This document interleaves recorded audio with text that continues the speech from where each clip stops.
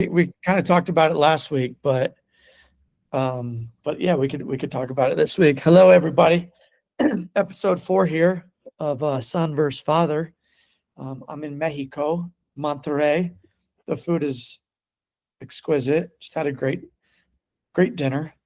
But all right, what are we going to talk about? Well, we can talk about nationalism, but probably start with immigration and how it impacts, everything, society, and just generally what type of an impact it has. Okay. So, any abrupt changes in government at any point can have drastic changes on society in general. So, tariffs will have if somebody changes tariffs big time, or taxes, or the Fed funds rate, or anything that the government manipulates in one large drastic move is going to create waves in society one way or the other, right? So that's the reason why I think free markets that have less government interference are by far the most healthy, because they don't have drastic fluctuations, right? You let the market dictate. Okay, so then that's true. So like letting 20 million people in the United States, which is what, 8% of increase our population by 8%, has a dramatic impact on our society. It drains resources. Yeah, so I mean, it all depends, right? It's like, when do those 8 million people migrate or immigrate to a society, right? So if they do it over 30 years, then it isn't a drastic effect. Now, right. If you take, for instance, if Trump says, or any leader says, we're going to go ahead and, put the kibosh down on immigration and this and that, what ends up happening is you get a huge influx of people before they can pass a law, right? Because everybody's trying to scurry to get in. Not true. Not true. No, because like right now, the border is controlled the way it should be, that people have to come in through regular border crossings. I think you missed what I said. I said, if there was a threat, if a leader, right, that they're going to do something, or laws will be passed, right, then it creates an artificial influx, right? Because let me explain. Let's just say for 30 years, okay? Well, hold on, wait. Let's look at what currently happened, because exactly what you said happened. Trump let everybody know that he was closing down the borders. We did not see a drastic increase in people coming across the border. That did not happen. So your premise is by what actually happened is false. I think I'm not explaining myself properly. Okay. So what I'm saying is this. Let's just say for 30 years, things have not been crazy cracked down on, right? Whatever. Like the border isn't extremely secure. People can, easily get across the border, and border protection is just not high, right? So if this is going on for 30 years, it becomes this, okay, maybe we'll do it next month or in a week or in a year, right? Because there isn't any sense of urgency, because it's just been open. Once a threat is done, so the border right now is on lock. Okay. So nobody's coming over. I get that. That's not what I'm saying. I understand what you just said. It's very clear. My point is, Trump made it very clear for the whole time he was campaigning that he's shutting down the border. You're saying that you're saying that if people hear that the border is going to be shut down, they're all going to try to get across before the border is closed. And I'm saying that didn't happen. And that just was the situation. Everybody knew he was closing it down. There was no big increase. I will guarantee you. I mean, this is just basic, like, these are just like basic rules of life, which is when there is a threat of something and somebody wants to beat that, like, let's just say the tariffs, okay? Wait, no, no, no. Let's Just- stay on what I we're will, talking but about. No. Let's stay on what we're talking I about. am. Because you're way off on this one. Because the reality is, we don't have to say we think this might happen. All right. We have real life what just happened.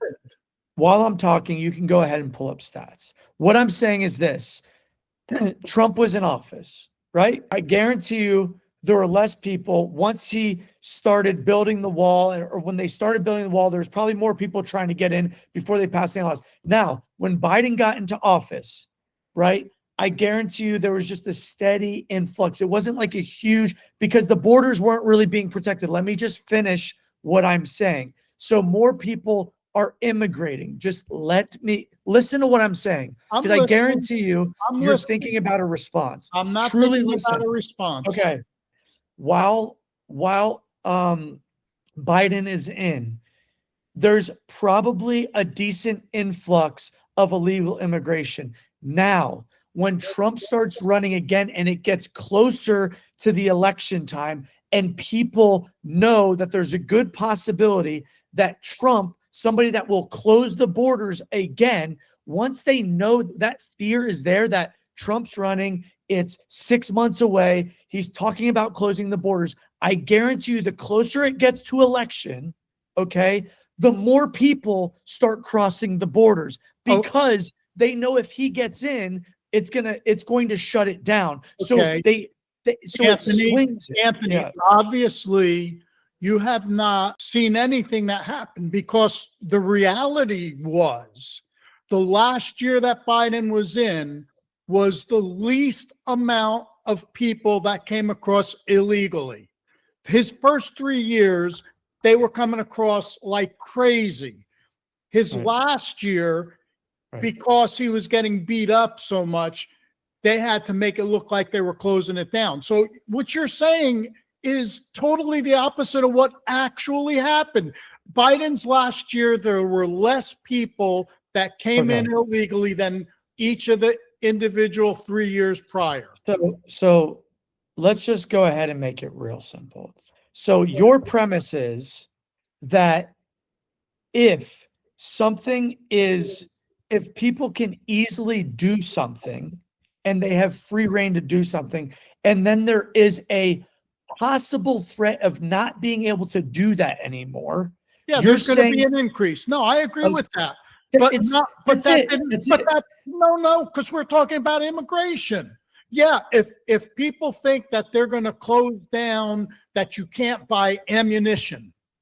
Right, exactly. It'd be a big rush to get ammunition. We're talking about immigration. We don't have to say maybe this would happen. We know it happened because it happened. Okay.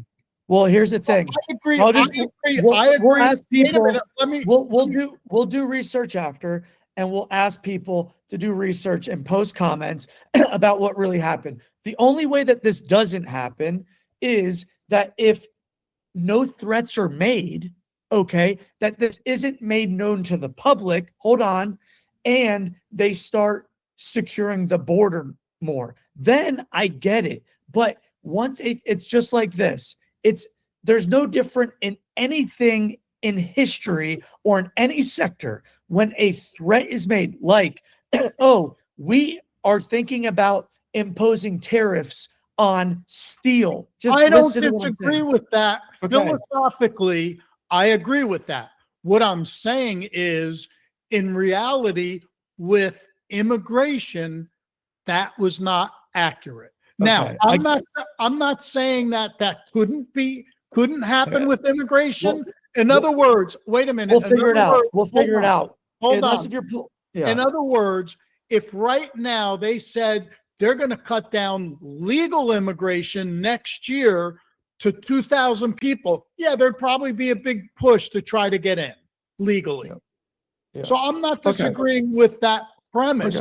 All I'm saying is that's not what really happened Okay. here in the United States. I guarantee you, if somebody digs into the numbers, which we will, you're gonna find the opposite. So there has to be a reason. So, Wait but a anyways, minute. Let's bet on that, because I remember the last bet we had. That's fine. I bet you my car, and you got yeah. you got the car Yeah. So, because you won the so bet. we'll do research on it. But anyways, back to the philosophical argument. All it comes down to is when governments can make law or threaten to make law, it throws markets off. It's that simple. It throws off supply demand. It throws off any numbers. So, I'm not even arguing that point. Okay. I'm not arguing that point. I agree. It's- Like tariffs, if somebody knows there's going to be a 50% Yeah, tariff, you're just saying it's different. You're just saying it's different for immigration, which just makes no. I'm just saying that in the last 5 years, if you took Biden's first 3 years, I got what you're saying. Okay. Listen,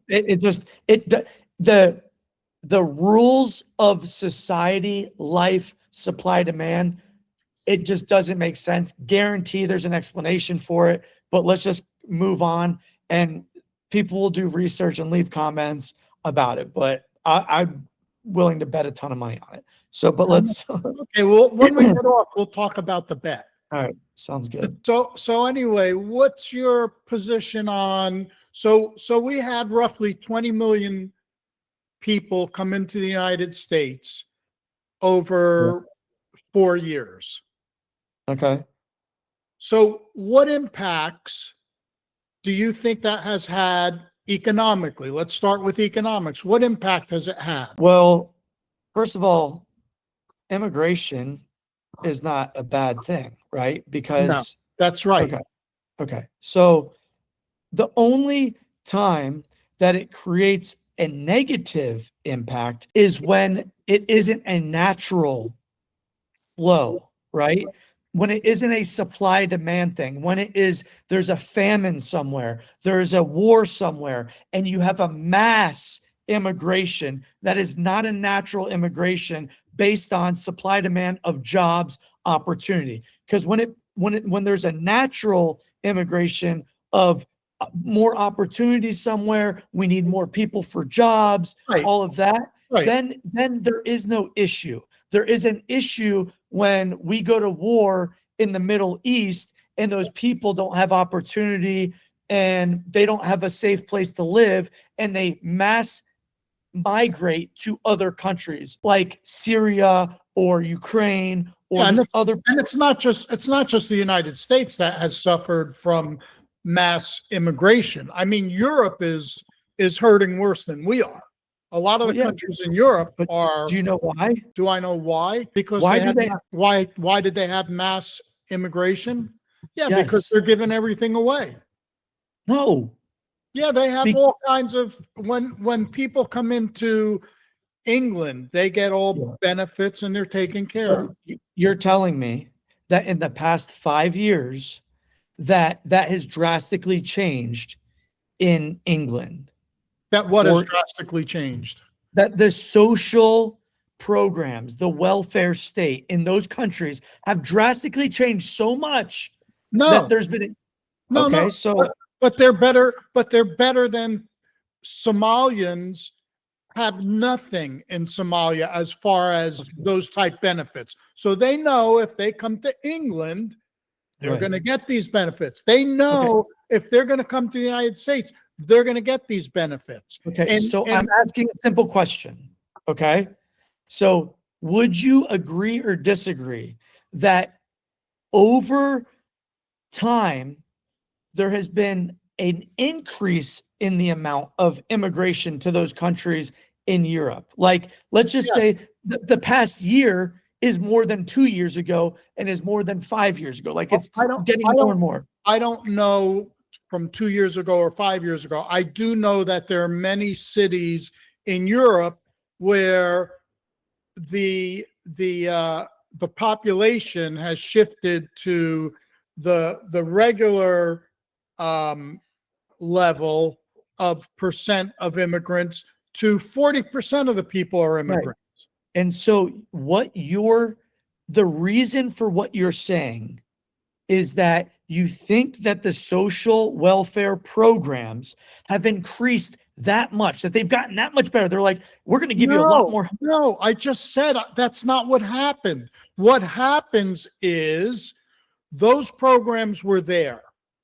The people that are coming in, there were no social programs. They were starving, whatever. It's not that they're better. It's not whatever, okay?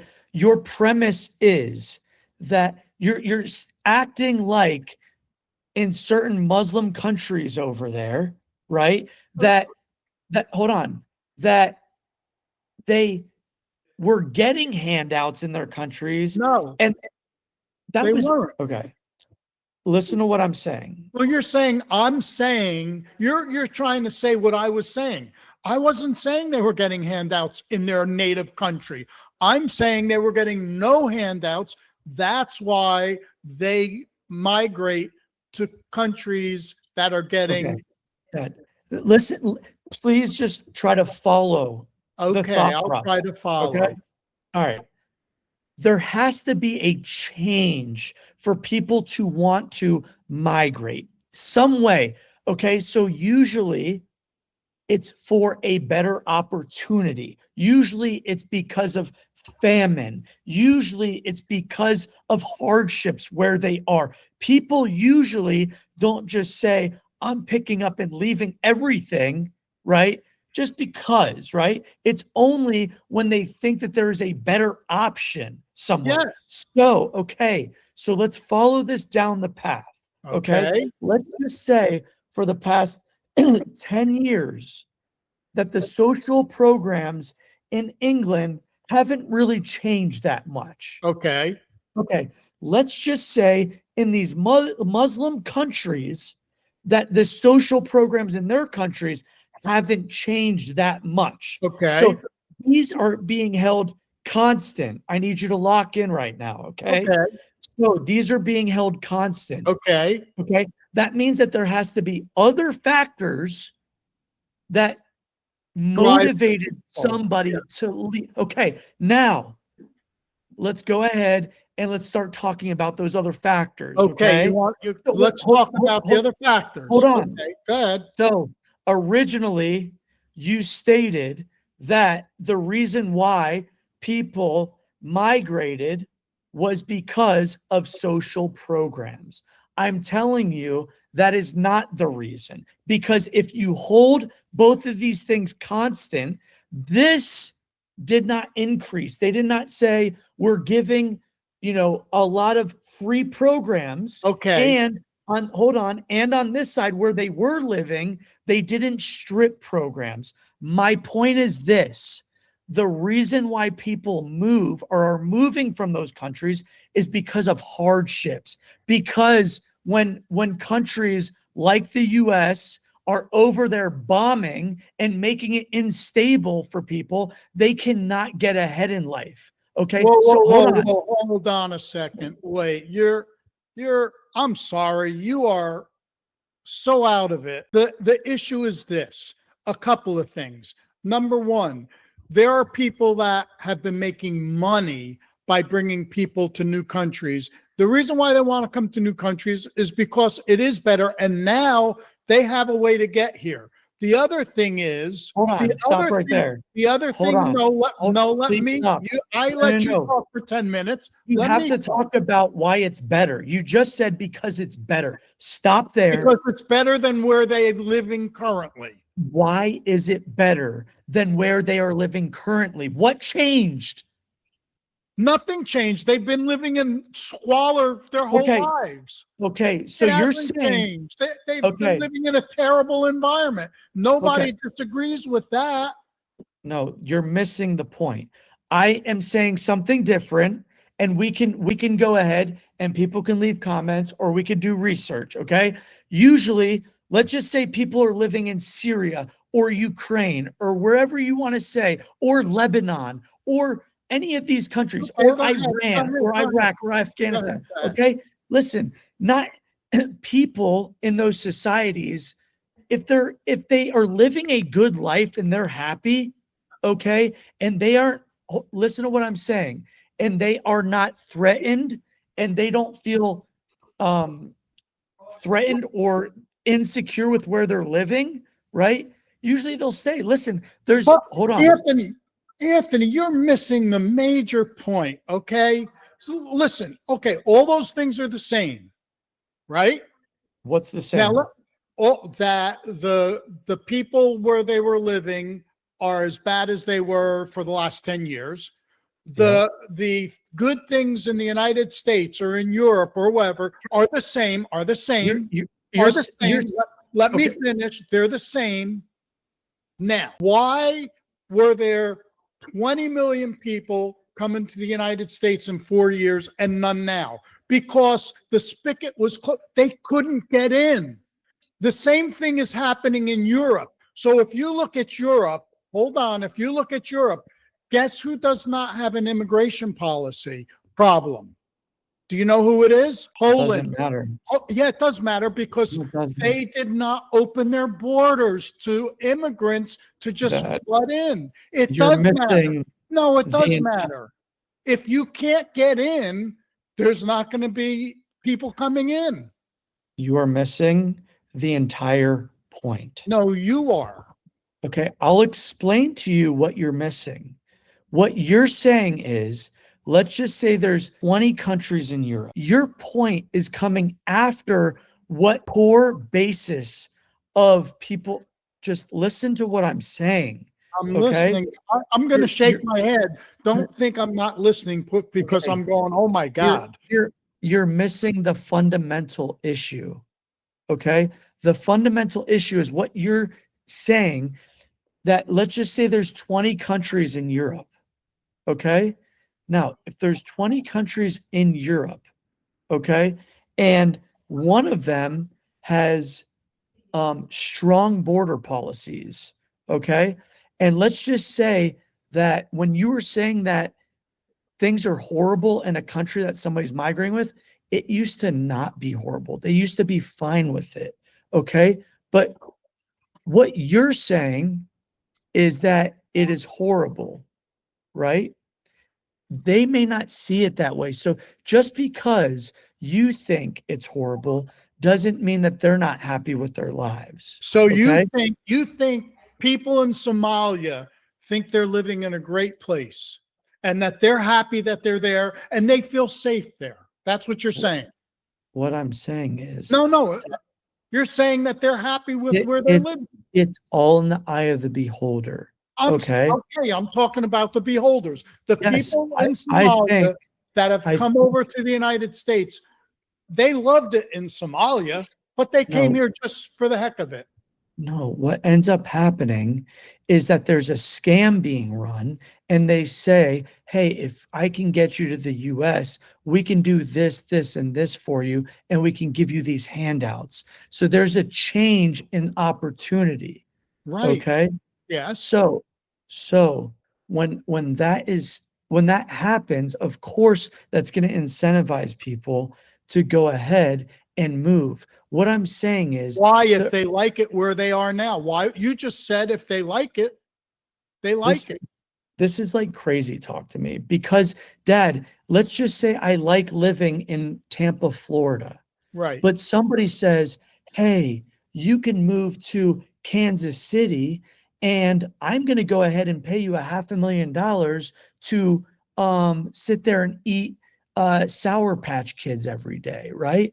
More people would do that because there's an incentive for them to do that. Okay. I agree. People move all the time for jobs because it's a better job and they have a better life. No, that's an opportunity. Okay. That's different. Immigration is an opportunity. Go ahead. No. Okay. There's different things that we're talking about. I'll just go ahead and lay out the reason why most people have a mass exodus of where they're living. Okay. Usually, number one, it's because of famine. There is not food and they have to, or else they will die. That's number one. Okay. Number two is because they are threatened. That's the second reason. Okay. So those are the two main reasons. Number one, because they have no food and they will die and they will starve. So they have to move. Number two is because they're threatened with their lives. That's the second one.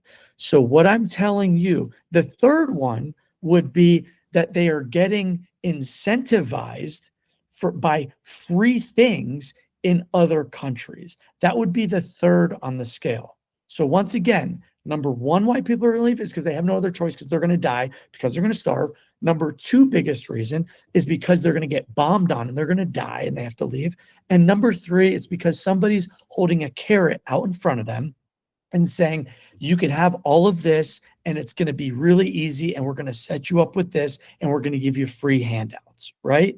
Now, the last one is opportunity, okay? So, which means that, hey, listen, you like where you're living, life isn't crazy bad for you, you have your family, but you know what?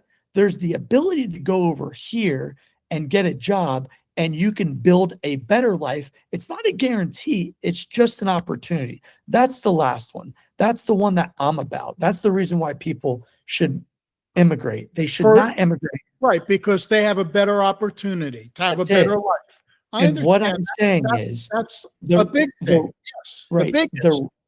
Right. Well, that's the only reason. Okay. The other ones are out of force, which means that when you're talking about Poland doesn't have an issue, the reason why they don't have an issue isn't the cause, right? The cause of it is that there's a huge migration into Europe because of these other things. There is no opportunity, there is famine, and there are wars. So when you have 50 million people moving towards Europe that have open borders, of course they're going to go to the easiest place to move from to go to those other countries. I don't disagree. Okay, now Poland, if they are the hardest to get into, okay, then have immigration, right? Of course, but what I'm talking about, why? The why is because there are wars and because they don't have food. And if those things, that is the immoral side of things. That's the second and third. Opportunity, economic opportunity's got to be the first thing why people leave. God, you're just missing the entire point. No, but let's just No, I'm not missing. No, you are just you. No, you're saying you don't even hear what's going on in the world. I mean, I do. Europe is you're having a problem because they went to the European Union, easy to move around. People can go. So here's an example. So people can go into, let's say, Italy, right?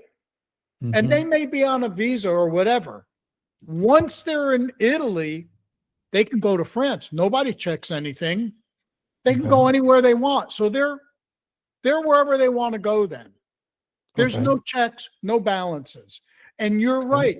The reason people go is for those three reasons. Whether economics is number one, whether violence is number one, whether famine is number one, doesn't matter. They're all going because they're looking for a better situation than they are currently in, period. Right. It doesn't matter what it is.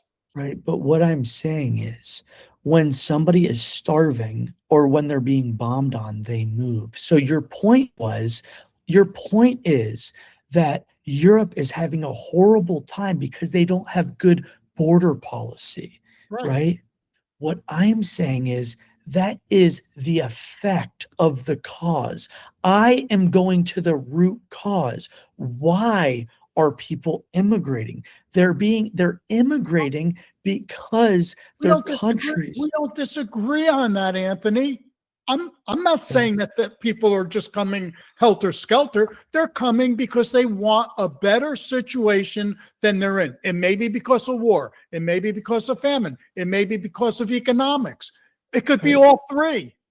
Okay. I'm not disagreeing with that. What I'm saying is that the problem happens when you have large numbers of immigrants like we have, 8% of our population in 3 years.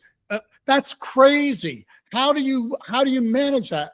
In Europe, it's even worse. I mean, Okay, there are so areas here's in the Europe, thing. there are areas Here's in the thing. Europe where Europeans are like less than 50% of the population. And Okay, they're the but ones that are paying in to all so these programs. okay, so how do you fix the problem in your case?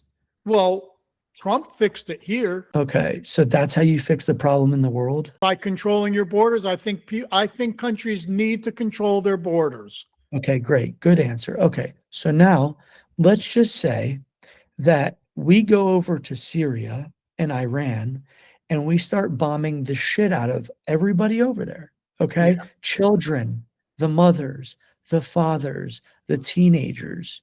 And what you don't want, and what you want to happen is you want us to be able to bomb the hell out of those countries or any country to I bomb don't the. think we should be bombing anybody. Okay, thank you. So the true solution is no wars and better opportunities. Hey, So let me ask you what? this. Did we go over and bomb Somalia? Did any other country go to Somalia and bomb them? No. Let's take Somalia. That's a great example. But It's it's a not. different case. Why, It's a why is it different different? Look, the bombing doesn't have to come from us or some other country. The It can be reason, within. We just talked about the the fact that the reason, the war reason, is the one reason reason to get why, out. the reason why Somalians migrated is because they were being incentivized by crazy free programs that were corrupt, bad programs. Okay. So it incentivized them. These are all things that are created by government. I don't Okay. disagree. We already agreed we should not have those programs. And we also agree at minimally immigrants shouldn't get it. And Okay. because I do think we need to help American citizens that fall on hard times. Let me just say this. An example. A friend of mine, we were talking about immigration 120 years ago. Okay. Mhm. I was talking to a friend of mine. She had watched the podcast. She said, well, you have to tell Anthony, like when my grandparents came over, the only reason why they were able to get into the United States was because my great grandfather was a mason. They needed masons to do buildings. That's how he got in.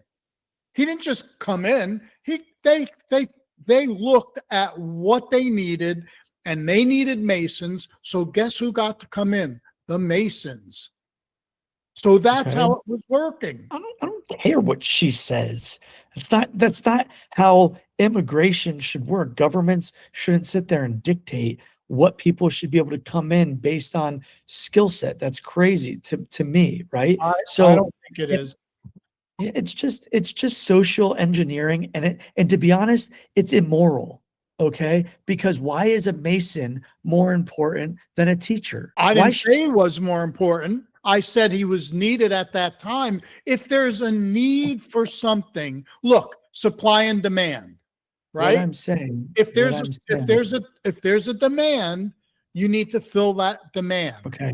Our country was founded on opportunity and the Blind. liberty wears a blindfold, okay? Which means that nobody ever should be held at a higher esteem than anybody else I because didn't we're the say, land of the free. wait a minute. I didn't say they were a higher esteem. They're not any more important than a doctor. A doctor's not any more important than the garbage You're, man. No, I you don't like say that. this that you within 30 seconds you contradict yourself. And if No, you I didn't. can't, No, I didn't. You're saying I'm holding them in higher esteem. I am saying that I'm there not was a saying you, need, I'm saying the government. there was a need for these type of workers. No different than if they needed steel workers. Dad, So let me ask you this. If you can run, you wait a hold on minute, a second? I just want to. if you're running a company and you need steel workers, and there are people applying for jobs. Some are steel workers, some are plumbers, some are cooks, some are car mechanics, but you need iron workers. Who are you going to hire? The plumber? Okay. What I'm saying is different than what you're saying. You're talking about private businesses needing to hire people. I'm talking about governments. These are completely different, okay? This is like saying that Disney World, okay, should have to do the same thing as the federal or state governments when it comes to treating people fair. Government's role is completely different than private sector. So when I said you contradicted yourself, what I'm saying is it is not the government's job to say that one individual is more important than another. And you took it personally that I thought you were saying that. No, what I'm saying is this: at no point should the government ever say, you are a mason worker and you get to come in, but this teacher does not. It is not the government's job. Hold on. To pick winners and losers. It is a government's job to uphold laws, protect private property and individual freedoms, and So, let the chips fall. so then let me just play this scenario out. So let's just say that the nasty federal government collects information from employers, and employers say, these are the type of jobs we have nobody to fill. Dad, So what you're saying is the government should not help the situation by trying to allow those type of skilled workers to come in. That's what you're let, saying. let me ask you something. Go ahead. Is it the county, the state, or the federal government's job that if I need a new programmer, that I should go to them to help me fulfill a position for my company? That's what you're saying right now. No, that's not what I'm saying. What I'm saying is the federal government under the Constitution is in charge of the borders and immigration. Okay. Do we agree on that? Based on the Constitution. Protecting the borders. That's it. Okay, so what does protecting the borders mean to you? That means that people can't illegally come in without going through a process. Now, when they go to that process, okay, here's the process. Everybody's in line. The government at that point has a blindfold on, okay? All they do is say, is this person a criminal? Have they killed somebody? Are they going to be a detriment to our society? Hold on, hold on. Not you are a masonry worker and you are a teacher. And right now we need teachers more than masons. Okay. And That is not their job. yeah, I understand you think it's not their job. So let me ask you this. What does support the general welfare mean to you? Support the general welfare? Yeah, that's in one of our founding documents, right? Yeah, I know it is. Okay, so what does that term mean to you? It's protecting individual liberty and private property. That's it. Support the general welfare, that's all it means. Yeah, listen. So in other words, anything that helps people doesn't fall into that. Well, if that is what you think, then we should have a ton of welfare programs. You can't have your cake and eat it too. No, hold on a second. I already said, I think there are when certain people fall on hard times, I believe there needs to be some type of safety net for our citizens. Now, the problem is people tend to abuse that. The government needs to, well, let's look at when you weren't really old enough to see this, but when Bill Clinton was president, one of the things that they brought in was workfare. So in other words, they changed how welfare was run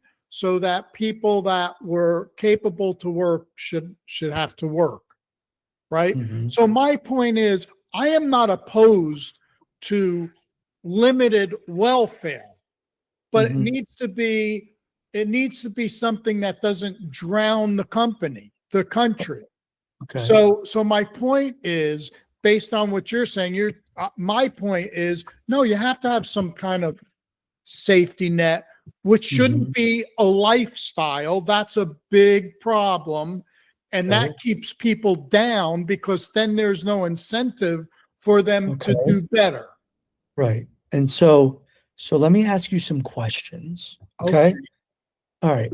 So in your perfect world, the federal government has some programs, right? Okay. So now you're dictating or you're giving the authority. You think that the federal government should have authority to create programs for social welfare. It just comes down to what type of welfare Yeah. for who, right? And I No, don't no, even no. say it has to be federal. It may be state, it may be local, whatever. Okay. Well, no, no, no, no. This is a big difference. And that's the reason why I'm asking these questions. Okay. So back to it. Do you think the federal government should have the authority to create social programs to help the citizens? I think under the Constitution, they should, based on support the general welfare.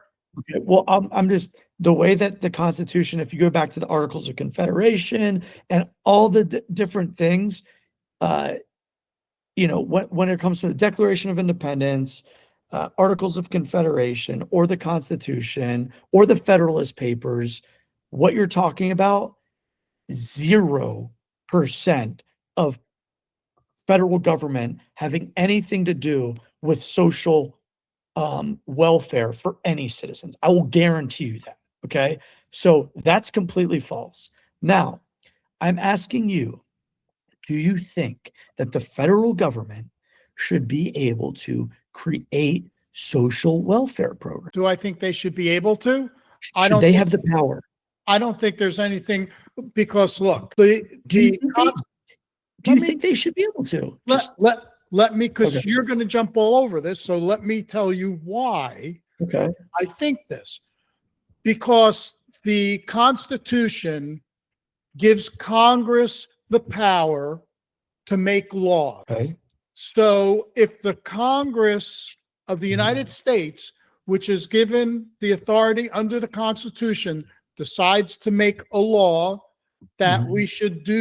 we should have some type of welfare system or a retirement system, social security system, Yeah. Medicare system. If they make that law, Yeah. then yes, the federal government has the obligation to do it. Okay. So what I'm telling you is that same thinking, reasoning is the reason why we're in the position that we're in now, is because the individuals don't understand how the country was founded and what states' rights are and why it's so important. So, first of all, the federal government and the Constitution was actually created to restrain. Limit the federal government. I know we've Okay. talked about this. Okay, so that was the reason for the Constitution, not to give the federal government power. The Constitution and the states united said, you know what? We don't really want a federal government because we just fled from England and we fought them because of a king. Okay, and we do not want a king here. But you know what? It's a little hard for, New England or New York or any of the colonies to defend themselves from a huge country. So listen, we got to at least come together in some aspect. But you know what? One thing we have to make damn sure of is that we don't let the federal government start dictating to the states and to the citizens what they must do. So that's why the Constitution was written. Now, Well, hold on a second, because there is a part of the Constitution that says as long as it's not a state right and the federal government passes a law, does the federal law trump? no, it says Federal law does not trump the local law. Okay. so the 10th Amendment, I believe, actually says anything that is not here in the Constitution is left to the states. Yes. So And what? if the states don't pass legislation, and the federal government does, because Congress has the power to enact laws that cover the country. As You long forget as, that part. hold on a second, as long as it does not violate the state's rights and the individual's rights. And so where we have come because of all this BS is that the federal government has constantly gotten more and more power. So back to your point where you think that the federal government should have the authority to create social welfare programs, now you have to sit here and think, well, who's in office? Is it majority of Democrats? Is it majority of Republicans? Who's the president? Okay. So while right when you dictate that the federal government has that authority, what that does is it throws a blanket on the entire country. It gives the federal government that power. They start making laws that essentially 50% of the country is not going to like, because when the Democrats are in, they're going to pass laws when they have the majority that the Republicans don't like, and vice versa. Hold on a second. So the reason why this is so important is because if the federal government does not have that power, the power is in the state's hands. The states then create programs that their citizens vote on and pass in their states. Because in Florida, I don't give a damn what New York wants to do or California wants to do or any other state. I'm in Florida because I align with Floridians. I like our laws, and I don't need a federal government to dictate. It's just like COVID. If the So federal what? government, Yeah, okay, great. So what happens if you're in Florida and they pass laws that you don't like as well? I mean, so great it's, question. yeah, you Great can question. move. I understand. You can Great. move Hold to on. Hold another on a state. second. You can Yeah. move to another state. Okay. So you're answering your own question. Yeah. So the way that it should work is that the federal government should have the least amount of powers. Okay. The states have the power. The states should actually, hold on, should actually give their counties power, okay, to enact law. Those counties should really allow the cities and the townships, because the people, the difference between Tampa and St. Pete, the difference in the type of culture is different just between a a bridge, Right. okay? No, And I people, understand. Look, people, Ant, let me yeah, say this, and I have said this to you many times, for past years. I believe the best government is the government that's closest to the people. well, So you're count. contradicting everything you're No, saying. I'm no, you're no, I'm not. You have this recorded. Yeah, I You know. Okay, so you want But the that federal doesn't, government. but that does not exclude the fact that the Supremacy Clause under Article 6 What does the says, supremacy clause say? it says that federal law generally prevails. And if the states think that whatever the law is that was passed, that's when it goes to the Supreme Court. Right, So, right, right. so the bottom line is that's So Article 6.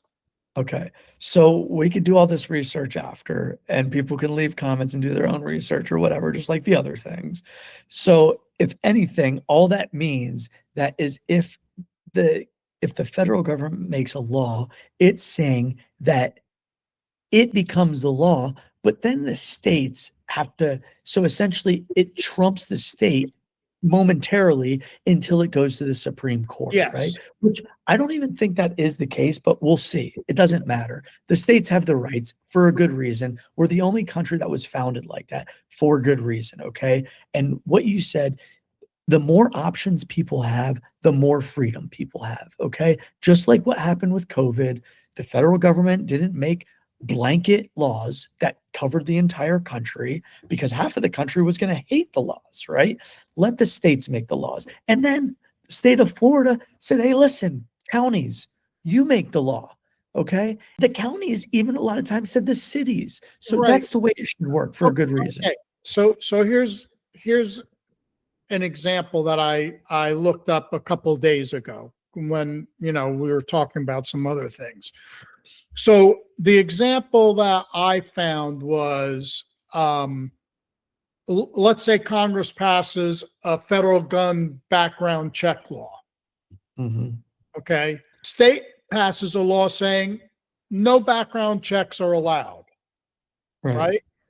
Mhm. Well, federal law takes precedent. However, Yeah. the federal government can't force local police or whomever to do the background checks. The federal government would have to do it.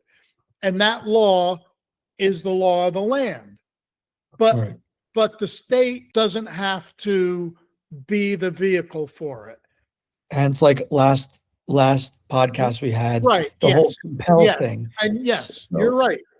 for good reason. The federal government should never be able to compel states to do anything, because then you just have a Right. nation that is ran by a federal government. You may Yeah. as well just get rid of the states. Yeah. So back to the point, welfare should not, I'm not opposed to government programs. I'm opposed to federal government programs.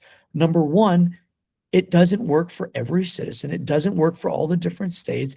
And when you concentrate it, you get a lot more corruption.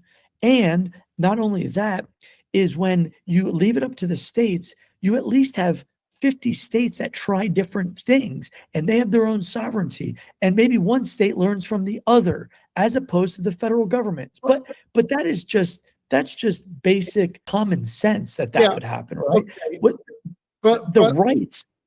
well, like I said, so I looked at this because of our last discussion to see. So yes, so state law trumps, federal law trumps state law, but the federal government can't They make can't compel. state They can't compel. carry out the dictate. They can't compel. So, But I guess so, but that's interesting, because when you look at segregation, so this is good.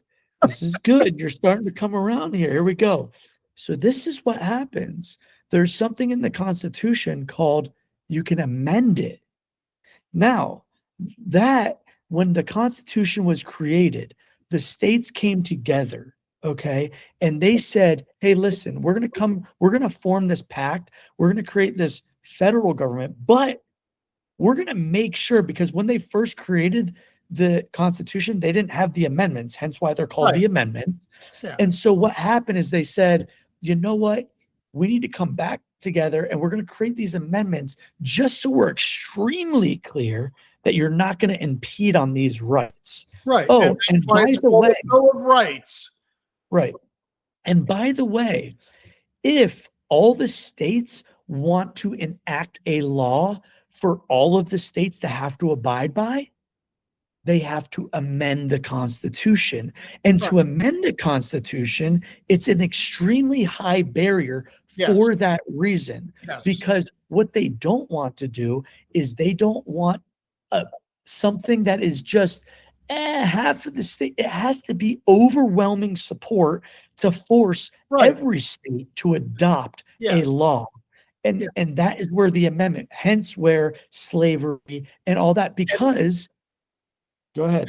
And hopefully, I know there's a movement on to try to get the constitutional, when I think you need 35 states. 3/4. Yeah. Yeah. I hope they get that through, because I'd love to see them work on, and this is off what we're talking about, but since we're talking about constitutional amendments and how difficult it is, it'll be interesting to see if there are enough states that want to have a balanced federal budget and term limits. Yeah, but both of those I think are good things. Yeah. So hopefully they can get. Here's the thing. Here's the thing. Through the balanced federal budget, it was never even thought about when the country was founded. Why? Because they didn't spend any money. Because they didn't have the right to print money out of thin air from a Federal Reserve. Our founders were completely against a central bank, of an entity controlling the printing press of money. The Constitution said to coin and like measurements and all of that. So what would happen is, let's say in all these different states, gold and silver was being used as money, right? So the federal government could come in and say, we got to make sure that Florida isn't, Right, putting whatever metals right, in right, with right, their gold, right? And right. that's what it was for, not for this freaking, I mean, if So here's the let me thing, ask, wait, wait, wait, if you got rid of the what's Federal this? Reserve, if you got rid of the Federal Reserve, you don't need the balanced budget aspect. Okay, so let me ask you this. Are you Yeah, in favor of Bitcoin? of course. What do you mean? Am I in favor of it? In favor of it? Well, because that's basically, you can generate Bitcoins Well, electronically, right? you always mix two things. I I will love mixing. That's because I'm a Gemini and I'm working in two different places all the time. All the time. Well, here's what I'll never do. I will never mix what a government's role is and what the private individual's rights are. Okay. If people want to use Beanie Babies as a form Means of of value, exchange. Yeah, means of that's cool. exchange. That's a government's role is different than the private individuals. The, the government's role is to protect the private individuals from foreign invasion and just private property and individual rights so the people can live free. That's it. Not to the whole Bitcoin thing. It's just a form of value, a medium of exchange, a form of value. I think it was great. Of course, I thought it was great. I was in it 15 years ago because of this reason, because of Right. the Federal Reserve. So it strips the power away from the So federal then, government. so then so I guess the confusion I have, because you're pretty much a constitutionalist, that under the Constitution, Congress has the power to coin money. Okay, you have to understand that, first of all, they do have the power to coin money. Yeah. You have to understand what money was back then. Money to them, it says gold and silver in No, the I don't think it says gold and silver in the Constitution. you coining money was considered. I mean, look it up while I'm talking. Yeah, but there was I mean, there was paper money back then. Well, It wasn't those just were gold. not created by the government. Not created by the government. Those were just IOUs. Those were just debt notes. Those were notes. So you're people could- saying that, so you're saying originally coining money they were coins like gold, $5 And gold silver. piece or whatever. Yeah, Okay. yeah. Because what that does is, if the federal government wants to coin money, there still has to be energy to coin that money. You can't just type something in a computer to issue debt, right? Mhm. There is somebody has to go out there and mine it. There is energy behind it. Well, and also, I mean, prior to 1963, I think, paper money was tied to silver or gold. They were silver. 1913. They were they were silver certificates. When was it? When did they go over? 1913 is when they, and then 1934. No, 1934 is 63. We went off the gold standard, I think. okay. It could have been, but Yeah. I mean, But then my point is that back then, the dollars and $10 were silver certificates. In other words, back in 1950, I could take a dollar bill and go get $1 worth of silver. Mhm. So, but anyway, we're kind of off the beaten path here. So maybe it's a good time to stop. yeah. Okay, that's fine. You know, I So mean, experts say gold I is don't want to run out of stuff to talk about, yeah, yeah. Okay. I can't believe you didn't want to talk about the shootings from the ICE issue and all that. Oh boy, don't start me on that. Well, we should really. I mean, whatever. This is all Well, good. here's my position. My position is the agitation is coming from groups that want to see agitation. Okay. And because of that, people are I mean, look, we talked a little bit about this. Other presidents have done more than, and I know you said, well, because Trump, let You're just, he's out there, but the reality is that's not the big issue. The big issue is, I believe people want chaos. at the end of the day, the federal government should be de-escalating situations. It's never worth a life being taken. No, you're right. It's not worth a life, but my point is, it's not the federal government that's escalating the issue. It's local governments that are actually telling their people to get out there and protest and blah blah. They're creating the unrest. They didn't do it. I don't really think local governments are doing it. I don't really think local. Have you listened to Tim Walz? Have you listened to the mayor? Listen. You need to listen to. Listen, at the end of the day, you're damn right that if a local government feels that the federal government is exceeding their rights and their powers, that the local community should protest. That's what we were founded on. They're not exceeding their rights. That is their job. They are enforcing the federal law. As we said, they can't force the state or the local government to enforce federal law. But these are federal officers that are trying to enforce federal laws. We should not have state and local governments intervening and trying to stop the federal. Say again?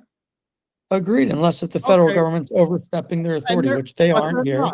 No, they're not. But at the end of the day, if there's protesters, the federal government, the agents, unless if those protesters are trying to protect somebody that is illegal, like is breaking the law, which this isn't the case here. Like, listen, you got agitators, you got people protesting. You mean the guy that supposedly had the gun? I mean, he had a gun, right? So it's like, and that's his right, but right. But if you have a gun, that puts you in a different.